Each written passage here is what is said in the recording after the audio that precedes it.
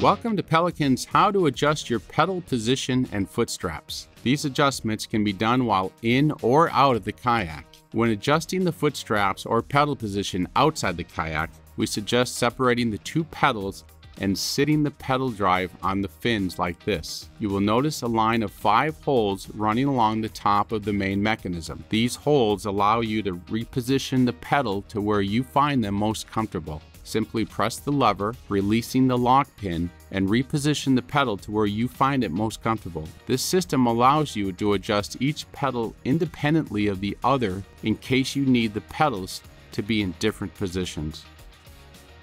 Now to adjust the foot straps. You will notice several notched holes on either side of the strap. This allows you a tight fit when barefoot or a very loose fit if you're wearing boots. Simply pull down firmly to stretch the opening and then pull upwards in one smooth movement to release the strap. Find which length is most suited to your needs and then hold the strap down on one side of the peg while you stretch it over and down the other side. Repeat this procedure until the foot straps on each pedal are exactly where you want them. You are now ready to get back out in the water.